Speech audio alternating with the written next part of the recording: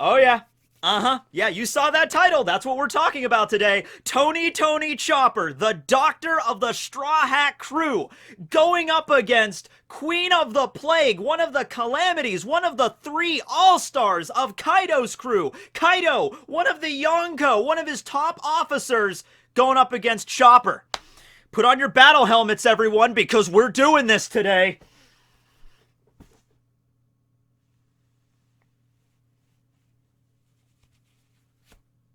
Yeah!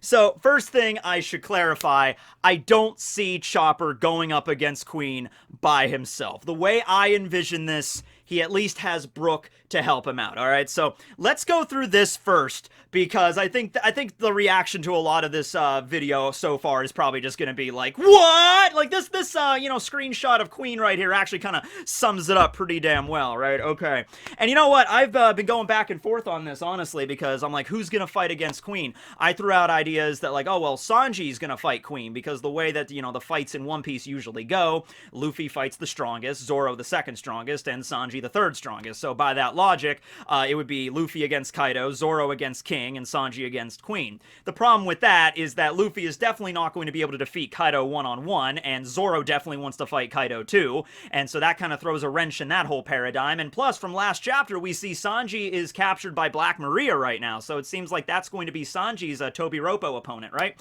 So that's kind of out the window. I also threw out the idea of maybe Franky and Usopp teaming up to fight against Queen, because Franky is an engineer, and Usopp's very gadgety, and Queen's all about, like, he's like a biker mechanic, right? He's got his cybernetic arm, and he's got all these crazy inventions and everything, so I thought that would be a cool fight. But Franky's dealing with Sasaki right now, and Usopp and Nami, they're retreating right now from Ulti in page 1, but I think that's just like they lost round 1 of the fight. The battle is not over yet. They have Tama with them, and they're going to work together, and they're going to figure out a way to take Ulti in page 1 down. So we got to start getting a little bit clever here and starting to think outside the box on exactly how these fights are going to go down. But as I started to think about this more and more, about like, okay, what happens after the whole thing with the Isoni virus is taken care of? Because from last chapter, it seems like Chopper figured out the cure. He's got the antibody. He has some way, some mechanism of, producing more of this antibody, like copying it and creating a bunch of it and then distributing it throughout the entire hallway, seemingly very quickly. And, Chopper said, I don't care if you're a friend or enemy, I will give you the cure no matter what. So I'm thinking, okay, this is probably going to get resolved in the next few chapters where Chopper is going to be cured and everybody else is going to be cured from this virus. And so what's going to happen after that? We have Chopper, we have Brook, we have Robin. Zoro seems, from last chapter especially, it seems Zoro is dead set on fighting Kaido. Like, Zoro even sliced that entire building apart where Queen was standing on, and, Zoro's like, I didn't come here to play your stupid games. I came here to fight the strongest damn pirate in the world, right? So Zoro is like laser focused on Kaido. He wants to get to that roof as quickly as Luffy does, right?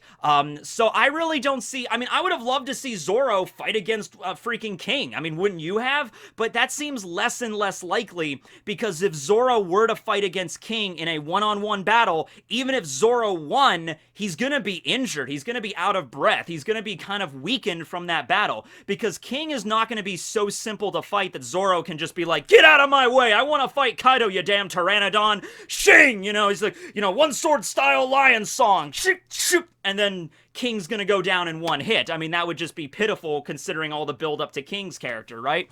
And so they can't have a full-on fight because Zoro's gonna be too exhausted by that to end with the fight with Kaido. And it really, really seems, from everything that's been going on with Orochi and Yasuie and his promise to Hiyori, like, Zoro's like, man, I'm gonna take on Kaido. I want to fight Kaido, right? And this harkens back to Ryuma slaying the dragon and everything. So, who's gonna fight King? Well, Marco's there, so that's a possibility, right? But, yeah, Robin, I think, might go to help out Sanji, but then you got 3 Straw Hats, really. You have Chopper, you have Brook, and then you have Jinbei, who's currently helping Luffy out. We'll get back to Jinbei in a little bit, because he's kind of somewhere else in the hallway right now, but let's focus on Chopper and Brook. The reason why I think these two are going to go up against Queen is because, number one, Chopper said it best in the last chapter after he got the antibody and after he said to everybody, he's like, gather around around everybody. This is how you slow the spread of the virus. You use fire, and then Brook held up the torch to Chopper to like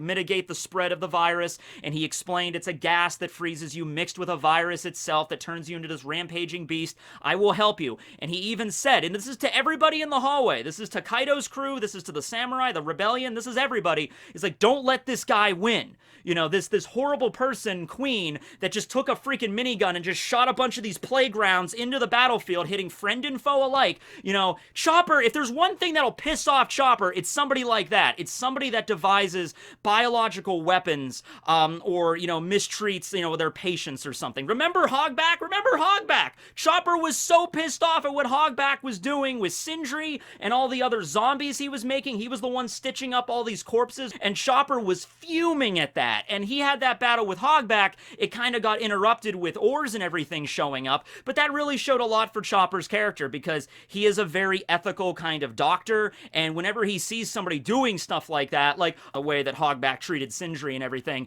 and then especially here with Queen, just like, I've devised these playgrounds, you know, that'll make quick work of like everybody, you know, it just like fires a shot into the freaking battlefield. Chopper's like, that would piss him off. That at his core of what he wants to be as a doctor that wants to cure every illness in the world, Chopper would be like, okay, I'm going to cure this virus. I'm going to make sure everybody gets out of here alive. I'm sure quite a few people have died by now, but I'm going to make sure to get as many people out of here alive as I can. And then I'm coming toward you. I'm coming toward you because you're the one that's like making all these weird viruses and plagues and everything. On top of that, we have Brook, who, as was also just shown in one of the last chapters, Brook, being a skeleton, yo-ho-ho-ho, is immune to pretty much probably all of the playgrounds when you really think about it. He's immune to the Isoni virus, and probably also immune to the mummy virus. The mummy virus, like, shrivels you all up and gives you, like, a really intense fever, and you get delirious, and you start to pass out in your body, like, all the moisture goes away. Well, guess what? He's already a skeleton, right? Now, I'm sure Queen has a bunch of other different playgrounds in his little toolbox, little utility belt. I'm sure he keeps on him at all times, in his rolls. You know, he could pull out, you know, whatever plagues he's got. But I'm pretty damn sure that the vast majority, if not every single one of these playgrounds, are not going to work on Brook. Alright? So when you think of it that way, Brook being immune to all this stuff, and Chopper being the brilliant doctor that's able to take an antibody and whip up a cure and distribute it to an entire hall, we haven't seen that yet, but it seems to be that's what he's going to do. He seems very, very confident that he would be able to do that. That seems like the perfect pair to go up against Queen, right? Also, I really just kinda wanna see the hilarious joke that Oda would probably make when Queen and Brook see each other, and of course Queen is this really, he's a large fellow, okay, and he's just like, yeah, if I slimmed down, I wouldn't be as funky, or if I got too thin, I would just be way too hot. But then you got Brook, who's a skeleton, and, you know, you could see the jokes that could just fly off there, the comparisons, right? Okay, so I want to see that, and I also want to see the scene, and I even used it as the thumbnail. That's kind of like something that popped into my head last night, like, oh, just the image of Chopper going Monster Point, and then Queen like, what? Like, in the thumbnail, that's kind of like, oh, I gotta do this video now. That would be freaking hilarious, right? So, how would a fight between these two against Queen go? Do you think Brook and Chopper right now, as they exist in the story, would be able to take on Queen? Well, let's look at what Queen's really got in his repertoire, what he brings to the table. Well, first things first, he's got all his plagues, alright? That's literally his epithet, Queen the Plague. However, like I said, with these two fighting against him, Brook being pretty much immune, and Chopper being able to whip up a cure, pretty much to any kind of virus or any disease he makes, that advantage might not be too much advantageous anymore. But on top of that, he's also got the ability of an ancient zone. He turns into a Brachiosaurus, okay? So it turns into this giant Brachiosaur with a super thick neck. It was the thing, a Brachio bomber that like attacked Big Mom from way up high, caused massive craters. So it's a giant dinosaur. But when you think about it, in the situation where they're in like a room that's big but not huge, like when he turned into a Brachiosaur, he was at the Udon prison, and it was like this open kind of quarry that he turned into this giant dinosaur. How do you think that's gonna go down too well when they're inside of an enclosed room? Now, the festival hall is pretty damn big, so I think he could probably turn into a Brachiosaur there without much, you know, encumbrance. But in the little room he's in right now, like on top with the balcony and everything, transforming into a Brachiosaur is probably just gonna going to collapse the floor below him and it's just going to fall down through the freaking many stories. So what I'm saying is, if Brook and Chopper get the jump on Queen, and if they just like land on the floor and go to fight him, Queen might be like, oh crap, I can't turn into a dinosaur. If I turn into a at least the full Brachiosaur form. If I go full Brachiosaur right here, the floor, we're on like the third story. The floor is just going to give out and I'm just going to fall down, right? So he might go into his hybrid form, which we've yet to see exactly how big that would be, but still might have the same basic problems there. You know, they might just fall down through the freaking building if it's too big, right? On top of that, of course, he knows hockey. He's got that cybernetic arm. Remember when Luffy fought against Queen very briefly? I believe this was when Luffy still had the Sea Prism on him. So he couldn't activate his Devil Fruit power, he couldn't use his hockey to its fullest extent, and he tried to attack Queen. Queen just like just grabbed him and just threw him to the side of a wall. But Luffy was weakened there. If Luffy wasn't weakened, then things might have gone differently. I'm thinking that was with the Sea Prism. Was that with the Sea Prism or was that with the collar? I'm pretty sure it was Sea Prism, because once you had the collar on, you couldn't leave the ring of the Sumo Inferno. So I think, yeah, Luffy tried to punch Queen with the Sea Prism on, but correct me if I'm wrong on that, okay? So, Queen, physical strength, he's definitely got it, but it seems like he prefers to deal with his, use his playgrounds first, and if that doesn't work, just turn into a giant Brachiosaur and, like, step on his opponents or, like, crush them that way. I don't really see Queen as a full-on, like, 1 versus 1, or, like, in this case, 2 versus 1, takes out his cutlass and just, like, alright, let's do this! Zuma, zuma, zuma, zuma, zuma, zuma. You know, excited to fight you, you know? It just doesn't really seem like that's the kind of fighting that Queen does. He seems to rely on weapons. Now, even without the playgrounds, and by the way, Zoro sliced his little minigun he had in half last time, so he doesn't have the gun anymore. But I'm sure Queen has a lot of other weapons. Maybe his cybernetic arm can even open up to be like a freaking, like, cannon or something, you know? Like, he might have other pistols in his rolls that he could pull out. He might have a bazooka he just pulls out of nowhere. They don't have to be loaded up with playgrounds. They could just be regular weapons, you know, regular bazooka, regular gun, and that could in fact damage Chopper and Brook. All right, so the damage, the threat is definitely still there. But I don't know. I feel like Queen, as one of the Calamities, as one of the All-Stars, he relies a lot more on the plagues rather than training his own physical strength. Or he just relies on the fact that I'm a Brachiosaur. I don't really necessarily need to train all the time because I have this inherent power to turn into this huge, massive dinosaur that can literally just stomp and crush any of my opposition. So, you know, I don't see Queen, like, really training a lot in, like, fisticuffs. Like, let's do it, right? He's got a sword. I'm sure he can use it, but, you know, he's not going to be as adept with it as King was. He's not going to be as skilled as using weapons as, like, Jack. Jack had those weird, like, curvy tusk swords he used, right? I think when it comes to utilizing melee weapons like that, Queen is probably the weakest out of all of the Calamities. Ranged weapons and, you know, firearms and cannons and stuff, you know, he's got him beat there. But once again, yeah, he might have a few stuff on him, but he's not going to have access to, like, everything. I mean, hey, maybe the Queen has some kind of workshop somewhere in the depths of Onigashima. I could definitely see that. And Queen has to retreat to go grab some other equipment, some other playgrounds, or some other devices and stuff he whipped up. He's got battle armor. Queen comes out. He's in a giant walker. He's got, like, a thrown big fat cigar. He's just like, all right, you damn skeleton and reindeer guy, let's do it! And it's like a giant, like, mech that stomps out. It's got spikes coming out of it, got a giant bazooka on its arm, fires off smoke screens and plague gas everywhere. You know, that would be pretty damn cool. But that's how Queen fights. That would be how Queen would do it.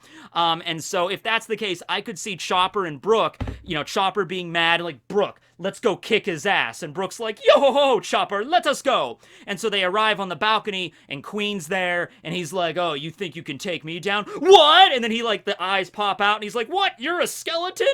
That'd be so funny if he takes out a playground, and he's just like, he aims it at Brook, and he's like, this virus is called mummy. It'll cause your flesh to shrivel right off your bones. Brook's like, oh wait a second, I'm sorry, but,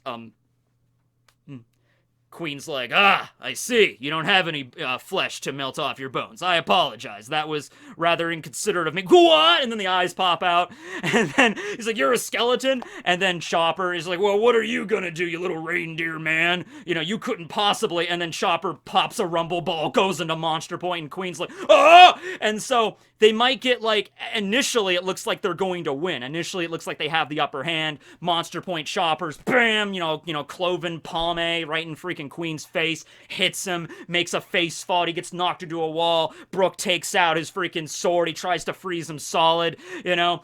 Queen's got the thick fat ability though, so I don't know if that's going to be able to really affect him all that much, right? But my point is here, they might seem like they're winning at first, and then Queen, like, gets knocked through a wall into his workshop, or he finds some other equipment around him, and he walks out, and he's like, you think you can beat me? And then he turns into his hybrid form, or he pulls out some other gadget, and then the fight is, like, genuinely really on, okay?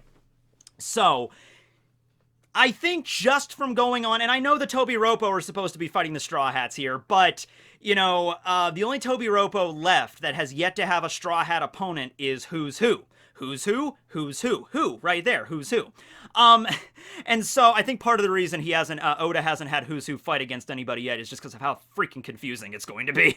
But it's like, I mean, yeah, maybe Chopper and Brook, Jinbei could go up against Who's Who, but it's like I see way more of a connection with Queen here, right? Like, Sasaki's the heavenly and heavily armored dude. Frankie and the Frankie Shogun and his mighty steel body, that makes sense.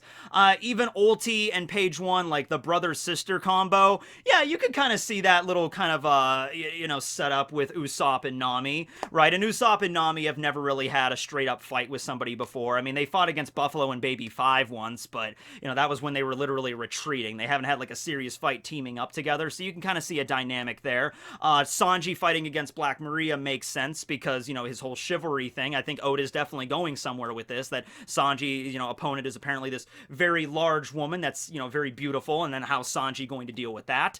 And then you have, and, well, did I go through? Well, Drake. Well, here's the thing with Drake, is that I think Drake is actually going to be the one to go up against Who's Who.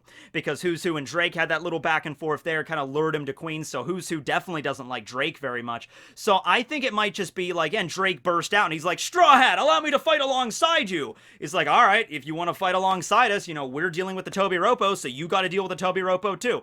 And with a lot of stuff set up with Drake so far, I think Oda, just like he was focusing on Beiji during Totland, I think Oda really wants to focus on Drake during Wano, so this would be the perfect opportunity. Have Who's Who go up against Drake and see how that fight would go. And, you know, even if Drake falls to Who's Who, you could always have Jinbei show up and fight against Who's Who after that. That would be a pretty damn cool fight. Jinbei as strong as he is versus, you know, purportedly the strongest member of the Tobiropo. I think that'd be a pretty even keel fight for just one-on-one. And then Robin helps out Sanji, right? Now, right now, Jinbei is, you know, he's off helping Luffy, so Luffy doesn't strain himself too much, you know, fighting against all the headliners trying to get to the roof. But eventually, Luffy's gonna get to the damn roof. He's gonna get to the roof. Zoro, you know, Marco might help Zoro get to the roof or whatever.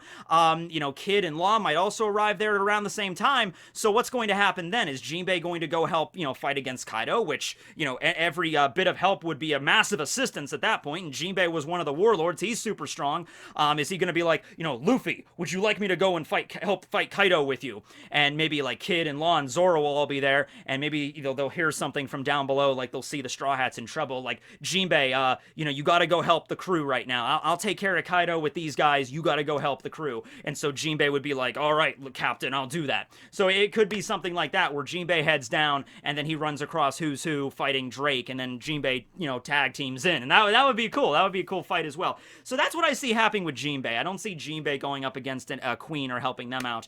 As for King, I'm gonna go with the Marco idea. I mean, I didn't really expect Marco to be here the way that he arrived and the way that everything's going on right now. I mean, like, it would be crazy to include Marco in this, or he was gonna be more support, but screw it. Marco, former 1st Division commander of the Whitebeard crew, up against King, you know, one of the strongest headliner, not the strongest headliner, the strongest Calamity, apparently. Yeah, fine, go for it. Get a full balls-out Marco fight. Why not, right? You know, as much as I would like it, we can't have Luffy go up against a freaking Tobiropo, a complete fight, and then him still like, alright, well, I'm kind of winded from that fight, but time to fight Kaido. Zoro clashes with King, and after a really long fight, he finally beats King, and like, all right, I'm bleeding a lot, but time to fight Kaido. They have to be at their best if this is going to be how the fight's going to go. The only way I could see it going on otherwise is if Zoro does fight King, Luffy does have another battle before Kaido, and then Marco uses his like Phoenix Fire of rejuvenation to heal them really quick.